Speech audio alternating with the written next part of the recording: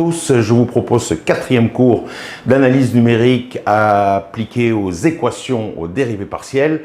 C'est ce bloc de cours donc, nous avons commencé avec trois premières séances nous permettant d'abord de classifier, de définir un périmètre d'investigation des équations aux dérivées partielles. L'océan, cet univers des équations aux dérivées partielles est tel qu'il nous fallait donner un périmètre d'étude de ces équations aux dérivées partielles dans le plan ou dans l'espace, dans Rn, tout au moins dans un premier temps linéaire, et donc c'est ce qui nous a permis d'identifier les trois familles, je vous rappelle, d'équations dérivées partielles elliptiques, paraboliques et hyperboliques. Et donc nous allons nous concentrer, comme nous l'avons fait pendant les dernières séances, la deuxième et la troisième, où j'ai un peu tenté de vous motiver cet impératif, j'ai envie de dire, de passer aux approximations avec un certain nombre de garde-fous nécessaires. Et nous avons vu les deux grandes familles de méthodes d'approximation que ce bloc de cours va vous proposer, à savoir la méthode des différences finies et des éléments finis. Et bien donc, chapitre 2, la méthode justement des différences finies, mais cette fois-ci en long, en large et en travers, donc les différences finies, les différences finies, et je le mets tout de suite dans le titre, équation de Laplace ou équation de Poisson, c'est-à-dire ça va être notre cadre, hein, si vous voulez. On aurait pu être plus généraliste, mais je vous l'ai déjà expliqué plusieurs fois, il nous faut un cadre primordial, assez simple, sans trop le dégraisser, pour lequel nous allons mettre en œuvre cette fois-ci une étude assez exhaustive de cette méthode des différences finies. Alors, une première partie introductrice, si vous voulez, ou introductive, introduction. Alors, introduction quand même pour quelques mots concernant l'équation de Laplace. Alors, cette équation, figurez-vous, il faut l'envisager de la manière suivante. On va considérer une fonction u définie de Rn dans R. C'est-à-dire qu'à un n-uplet x1, xn, x1, xn, vous allez associer un nombre u de x1, u de x1, pardon, xn, donc un nombre. Et on va supposer, pour les biens de la cause mathématique qui vont suivre, avec u suffisamment, comme je vous l'ai déjà évoqué, suffisamment régulière. C'est une expression consacrée de l'analyse numérique où on va dire, eh bien, on va donc considérer les régularités nécessaires pour pouvoir procéder au développement qui vont suivre. Et évidemment, il faudrait par la suite être en mesure de vérifier ce genre d'hypothèse. Et donc, une telle fonction u, c'est ce que l'on appelle, comme vous le savez en analyse vectorielle, un champ scalaire, puisque à chaque point de l'espace, vous associez une valeur précise correspondant à ce processus d'affectation entre un point et la valeur de la grandeur considérée u de x1, xn. Alors ça peut être le cas, par exemple, donc c'est ce qu'on appelle les champs scalaires, comme je le disais. Dans la physique, il y a beaucoup d'applications que vous connaissez. Ce sont les champs de pression, ce sont les champs de température, ce sont aussi les champs de potentiel de vitesse, ce sont aussi les champs de potentiel électrostatique. Tout ce qui, à un point, associe une valeur scalaire, un nombre, et pas un vecteur ou pas d'autres objets mathématiques plus composites, plus complexes, j'ai presque envie de dire, mais un nombre et un seul. Et donc, c'est comment dirais-je, ce cadre-là que nous allons considérer de champ scalaire. Et il arrive, donc, comme dans les exemples de la physique que j'ai évoqués, il arrive que le gradient de U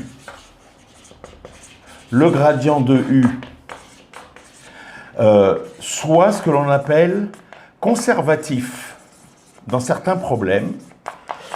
Cela veut dire quoi?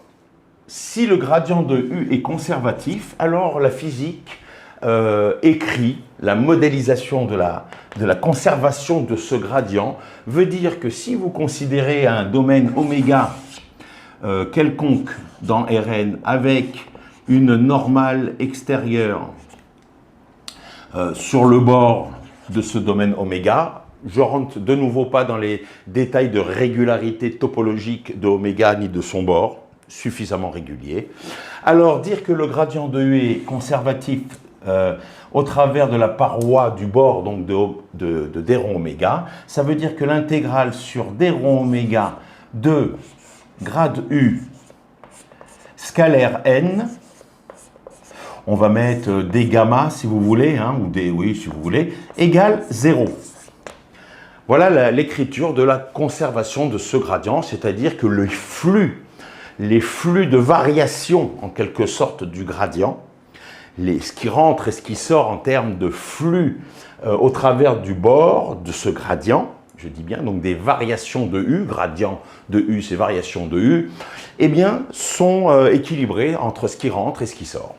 Voilà. Si cette intégrale a un sens pour des raisons de régularité acquise du bord, de la fonction, etc., alors par la formule de Green, que vous connaissez, qu'on a vue d'ailleurs, formule de Green, que je rappelle, qui était moins somme sur oméga de Laplacien UV égale plus somme sur oméga de grade U, grade V, moins l'intégrale de bord sur d rond oméga de grade U scalaire n V. Alors là, vous voyez que j'ai enlevé les éléments différentiels. Hein. Là-bas, je l'ai mis simplement pour la décoration florale. Mais évidemment, c'est une intégrale de bord. Donc, il va falloir mettre l'élément différentiel de bord. Je l'ai déjà évoqué. Vous n'êtes plus surpris par mes notations, qui ne sont pas d'ailleurs que les miennes au demeurant.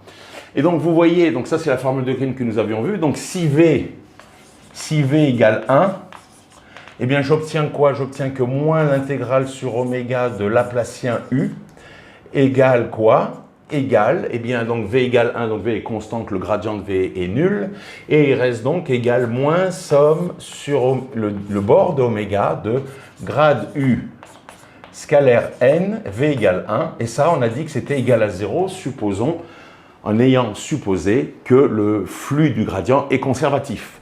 Et donc, vous obtenez du coup que l'intégrale sur oméga de Laplacien U égale à 0. Voilà. Donc, si le gradient est conservatif, comme on dit, hein, si le gradient de U est conservatif, eh bien, cela revient à dire que l'intégrale du Laplacien de U est nulle sur oméga. Et donc, si de plus,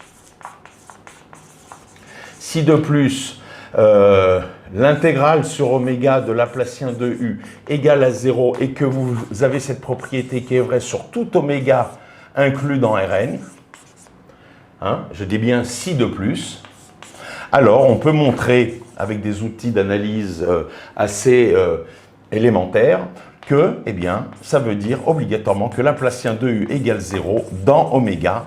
Voilà d'où sort assez simplement l'équation de Laplace.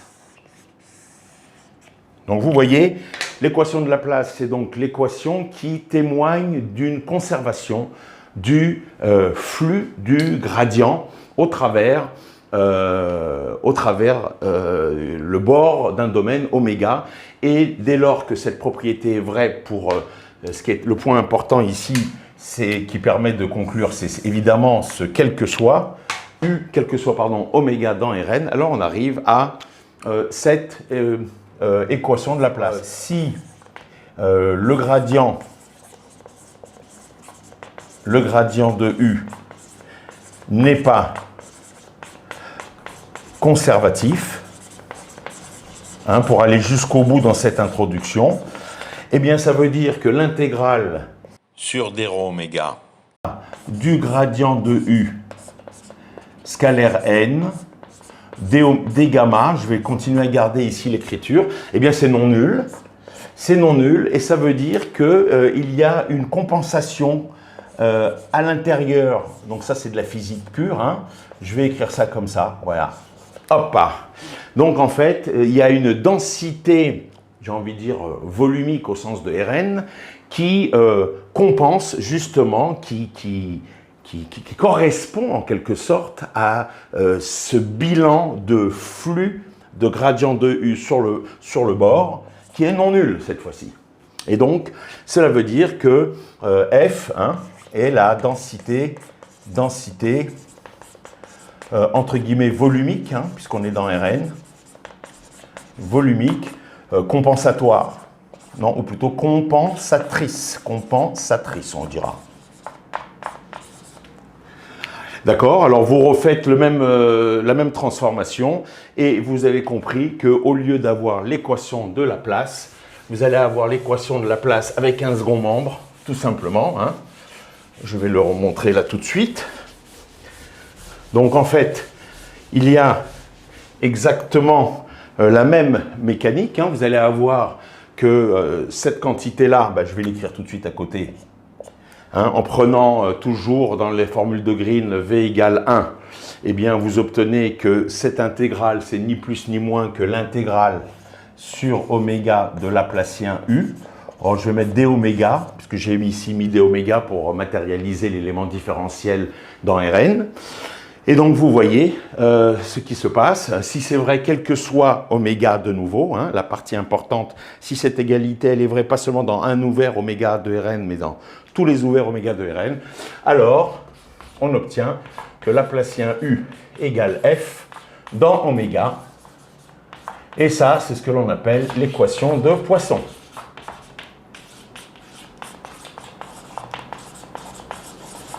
Voilà, donc ça c'était la partie historique, j'ai presque envie de dire, ou introductrice, qui permet de un peu comprendre d'où sort cette équation, et elle est véritablement fondamentale, comme vous le savez, dans la modélisation mathématique appliquée aux sciences de l'ingénieur, la physique, la mécanique, l'électrostatique, l'électromagnétisme, l'acoustique.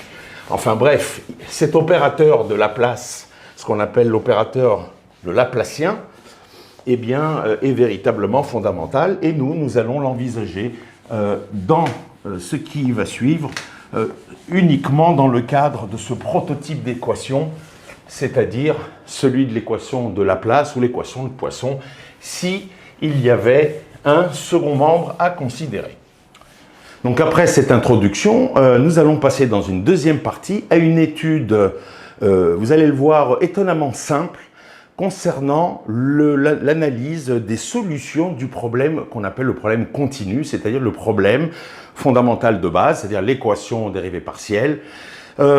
On va dégager des propriétés, j'ai envie de dire, minimalistes, mais ces propriétés minimalistes sont pas de l'ordre du théoricien, même si l'approche va être théorique, et vous allez le voir pour ce qui va nous intéresser, extrêmement simple, mais ce sont les garants de ce que sera la qualité des méthodes d'approximation dans une deuxième partie. Autrement dit, on va identifier un certain nombre de propriétés, j'ai envie de dire, élémentaires des solutions ou de la solution du problème qu'on appelle le problème continu. Et ces propriétés-là, on souhaiterait bien qu'elles se prolongent sur les futures approximations. C'est le moindre qu'on puisse demander aux approximations pour qu'elles soient de bonne qualité. Voilà l'intérêt de cette deuxième partie, le problème continu.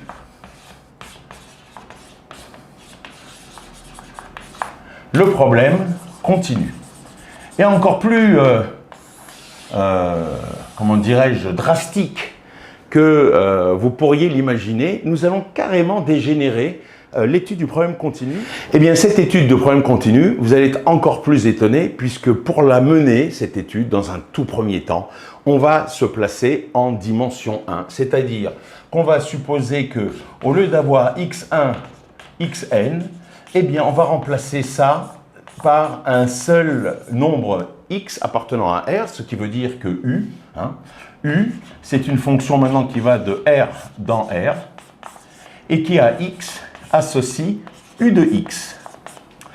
Et dans ce cas-là, l'équation que l'on a considérée tout à l'heure, qui était l'équation de Laplace, eh bien maintenant, l'équation de Laplace va donner le cas dégénéré, U seconde de x égale 0.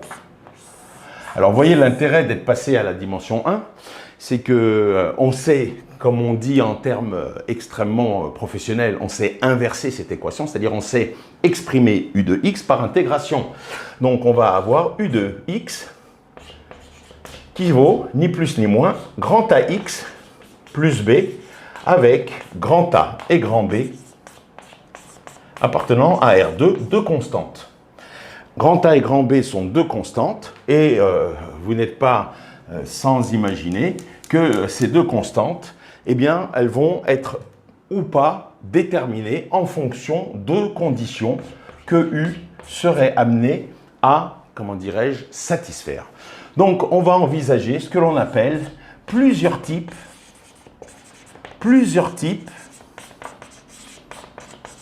de ce que l'on appelle de conditions aux limites. J'en ai déjà fait allusion lors des précédentes séances, mais là, véritablement, on va rentrer dans le détail. Et ce que l'on va faire, évidemment, en dimension 1, on le considérera ensuite en dimension n, dans le plan, dans l'espace, etc. Première condition, petit a, eh bien, c'est ce que l'on appelle les conditions aux limites de Dirichlet. Dirichlet. On suppose que le domaine d'intégration oméga, eh bien, c'est un intervalle AB inclus dans R, évidemment. Ce qui veut dire que l'équation différentielle que vous avez à considérer, je vais l'écrire ici, ça veut dire qu'en fait, on a U seconde de x égale 0 dans l'ouvert AB. Mais qu'est-ce qui se passe-t-il en A et en B? C'est ça la vraie question. Quelles sont les conditions? Y a-t-il des conditions en x égale A ou en x égale B? Eh bien, les conditions de Dirichlet sont justement des conditions qui vont préciser la chose suivante.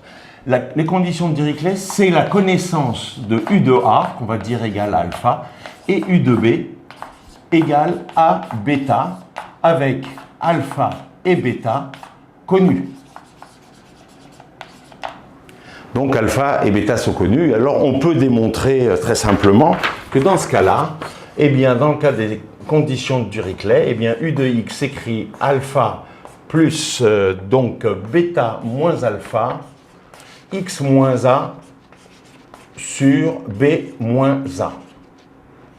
Voilà. Autrement dit, dans ce cas-là, il y a,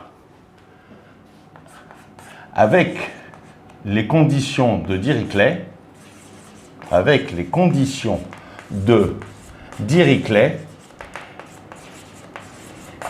il y a existence et unicité de la solution. Vous connaissez le point d'exclamation factoriel, mais là, c'est une manière de raccourcir. Donc, il y a une et une seule solution. Vérifiant U seconde de x égale U seconde de x égale 0, qui est là, avec des conditions de Dirichlet. C'est la première condition.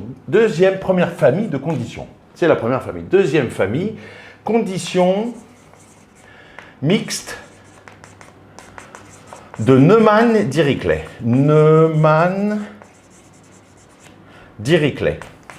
Ou Dirichlet-Neumann.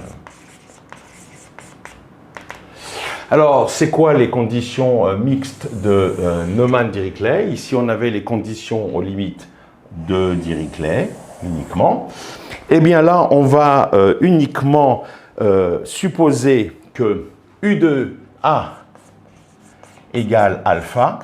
Par contre, on ne connaît pas, comme tout à l'heure, la valeur de U en B, mais on connaît sa dérivée. du sur dx en x égale b. Alors on avait alpha, bêta, gamma, ça va être gamma, donc on va l'appeler delta. Avec évidemment delta connu comme alpha. Alors dans ce cas-là, qu'est-ce qui se passe dans ce cas-là? Eh bien, si u de x égale à x plus b, vous voyez évidemment que u' de x, c'est grand A. U' de x est constant et on sait l'évaluer en x égale b. Donc ça veut dire que grand A, c'est égal à delta. Donc vous obtenez très simplement que U de x, c'est delta x plus grand B. Et maintenant, il nous faut vérifier U de A égale alpha. Donc vous avez U de A, c'est-à-dire delta petit a plus grand B, égale quoi? Égale alpha. Donc ça me donne que grand B, eh bien c'est alpha moins delta A. Autrement dit, je continue la chaîne de calcul et vous obtenez U de x égale delta x plus delta moins, plus alpha moins delta A. Donc on peut réécrire ça de manière un peu plus concentrée. Donc vous avez U de x dans ce cas-là qui s'écrit eh bien delta x moins A plus alpha. Vous voyez bien d'ailleurs que quand x égale A, U de A vaut bien alpha, ce qui est là. Et si vous dérivez, eh bien si vous dérivez, vous allez avoir U de x qui vaut delta, c'est bien la valeur constante qui est celle qui est connue en x égale B. Donc de nouveau là, il y a existence et unicité de la solution. De la solution du problème de la place, on dira du problème de la place Neumann-Dirichlet. Alors que tout à l'heure, du point de vue de la terminologie, je ne l'ai pas dit, on parlerait du problème de la place Dirichlet. Là aussi, il y a une et une seule solution, comme nous l'avons vu. Et donc, dernière grande famille dans un tout premier temps, hein, on peut imaginer bien d'autres types de conditions ou d'informations disponibles en fonction du problème considéré.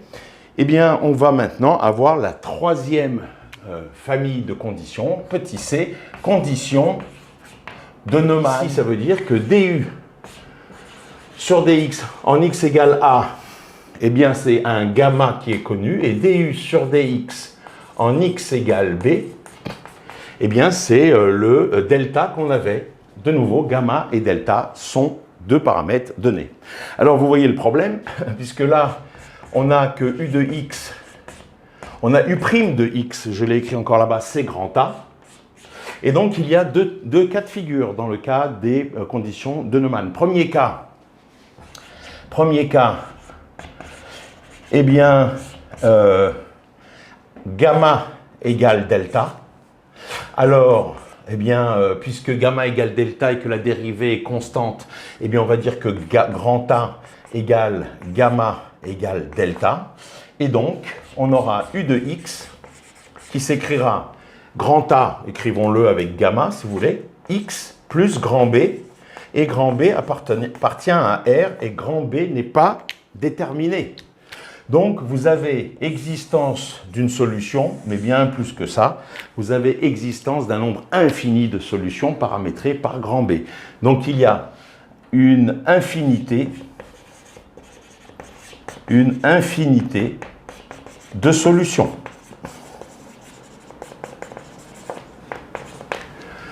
Et vous voyez ce qui va se passer dans le deuxième cas. Deuxième cas,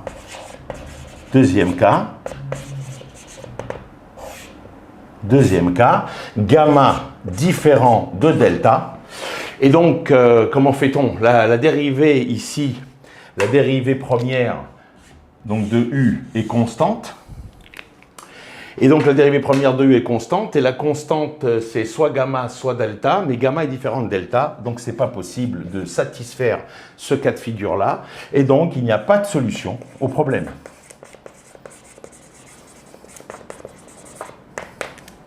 Donc, si on résume, il n'y a pas de solution dans ce dernier cas. Ça veut dire la chose suivante. Vous avez l'équation de Laplace dégraissée, complètement dégraissée à la dimension 1. U seconde égale 0. Si nous avons, je l'ai effacé, mais on a encore des traces ici des conditions limites dites de Dirichlet, ou c'est-à-dire la fonction est connue au bord de l'intervalle, puisqu'ici nous sommes dans R, donc le domaine d'intégration c'est un intervalle, eh bien dans ce cas-là, la solution existe et est unique. Deuxième type de condition, condition mixte, Neumann-Dirichlet. Neumann, c'est la connaissance de dérivée au bord, Dirichlet, c'est la connaissance de la fonction inconnue, donc au bord. Eh bien, si vous connaissez la fonction à l'une des extrémités de l'intervalle et sa dérivée à l'autre extrémité, alors on a calculé la solution, très simplement, puisqu'on est en dimension 1, donc l'intégration est complète, et elle peut être menée à bien jusqu'au bout, et donc vous avez de nouveau une et une seule solution. Enfin, vous avez maintenant ce qu'on appelle les conditions de Neumann, conditions de Neumann totales ou pures, certains le disent, à savoir que vous connaissez la dérivée de la fonction au bord de l'intervalle. Eh bien, donc, on connaît en x égale a, on l'appelle gamma, cette dérivée, en x égale b, on l'appelle delta. Et donc, comme la dérivée est constante, puisque la dérivée seconde de u est nulle, l'équation de Laplace monodimensionnelle, ça veut bien dire qu'il y a deux cas de figure à considérer. Le premier cas, lorsque les deux valeurs connues sont égales, alors on peut procéder à l'écriture de la solution, mais vous voyez qu'il y a un paramètre inconnu, ce qui veut dire qu'il y a un nombre infini de solutions. Et deuxième cas de figure, lorsque les deux conditions de Neumann, les conditions limites de la dérivée sont différentes, eh bien donc il y a impossibilité d'exprimer, de trouver une solution. Et donc, dans ce cas-là, je dis bien oui, il n'y a pas de solution. Alors, vous allez me dire, tout ça c'est bien beau, mais c'est en dimension 1. Eh bien oui, c'est en dimension 1, mais c'est souvent comme ça qu'il faut procéder.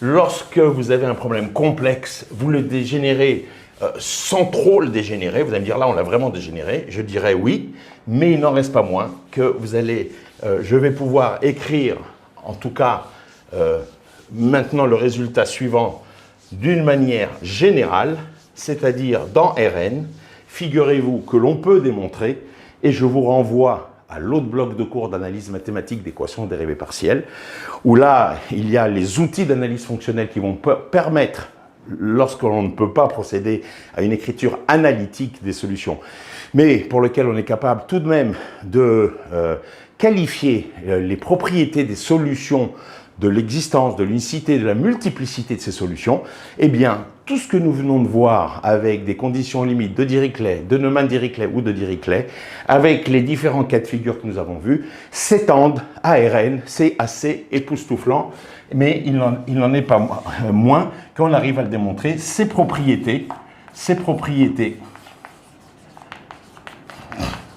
pour faire vite, je l'ai dit, s'étendent à Rn lorsque U est solution de, soyons clairs, eh bien, de ce que l'on appelle, je l'ai déjà nommé comme tel, le problème continu, Laplacien de U égale 0 dans oméga un ouvert de Rn, plus condition limite, avec les conditions limites que nous venons de voir, c'est-à-dire, et on les précisera, on les écrira de manière particulièrement détaillée dans le cas de Rn, parce que qu'est-ce que ça veut dire une dérivée nulle au bord, hein, ici? Il faut un peu, quand même, pas une dérivée nulle. Qu'est-ce que cela veut dire d'imposer la valeur de la dérivée au bord? Il faut quand même un peu, pas travailler, mais un petit peu réfléchir, j'ai envie de dire, pour pouvoir faire cette extension. Eh bien, cette extension étant réalisée, on va être en mesure de montrer que ces propriétés sont totalement les mêmes dans le cas de Rn, c'est-à-dire le problème du Laplacien, comme on le dit, dans Rn, dans un ouvert oméga suffisamment régulier, bien évidemment, avec les conditions limites de Dirichlet, Neumann-Dirichlet ou Neumann, eh bien, suivent les mêmes résultats que nous avons ici très simplement mis en place. Attention, il y a un quatrième type de conditions qu'on appelle les conditions de Cauchy, comme vous le connaissez. Conditions de Cauchy, ces conditions que vous connaissez. Quelles sont ces conditions de Cauchy? Eh bien, en dimension 1, c'est-à-dire dans le cas des quotients différentiels, eh bien, ça veut dire qu'on connaît u de x en x égale a. c'est-à-dire on l'avait appelé alpha, et on connaît aussi au même point du sur dx en A, eh bien on l'avait appelé bêta gamma. On connaît en A et en ce seul point la valeur de la fonction et sa dérivée. C'est ce qu'on appelle d'ailleurs plus des conditions limites véritablement, on appelle ça les conditions initiales par analogie à ce que vous connaissez en physique ou en mécanique, où x cette fois-ci devient le temps et on connaît donc la position et la vitesse d'un point, on va dire, mobile. Voilà. Qu'est-ce qui se passe ici? Ben, écoutez, il n'y a qu'à faire. Hein. On a donc u de x, rappelez-vous, qui vaut grand AX plus b. Voilà. Et donc, on avait donc dit que u' de x, ça faisait grand A. Et comme c'est constant, eh bien, c'est grand A égale gamma. Donc, ça veut bien dire que u de x vaut grand A, c'est-à-dire gamma x plus grand B.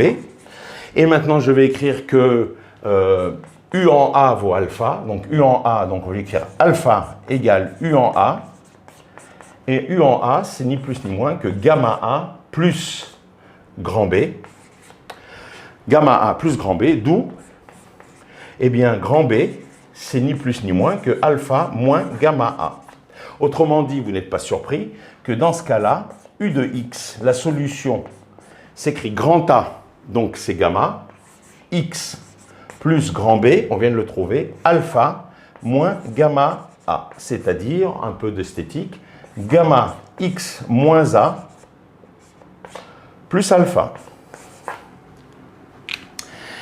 Alors, petite vérification, quand x vaut A, u de x vaut alpha, touché coulé, et la dérivée vaut bien gamma, donc la dérivée est constante et elle vaut gamma en x égale A. Donc voilà la solution. Il y a de nouveau, dans le cadre du problème de Cauchy, ce qu'on appelle le problème de Cauchy, il y a donc existence et unicité. Existence et unicité de la solution. Mais comme je l'ai dit, attention, alors je vais le remettre encore une fois, attention, il n'en est rien en dimension n strictement supérieure à 1, c'est-à-dire que la condition de Cauchy, connaître la fonction, et on le verra, en un point du bord, ou sur une partie du bord, ou sur tout le bord, ainsi que la connaissance de la dérivée de la même fonction, c'est un peu ça que l'on a ici, eh bien, sont des conditions mal appropriées au Laplacien, à l'opérateur du Laplacien. Il n'en est rien.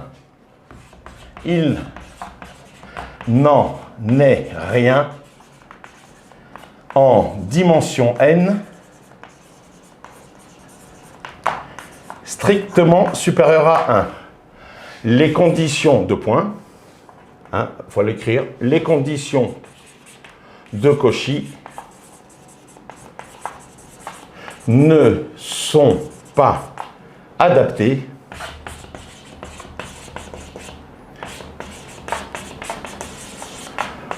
au Laplacien, on va dire. Je vous dis à très bientôt, très bonne journée.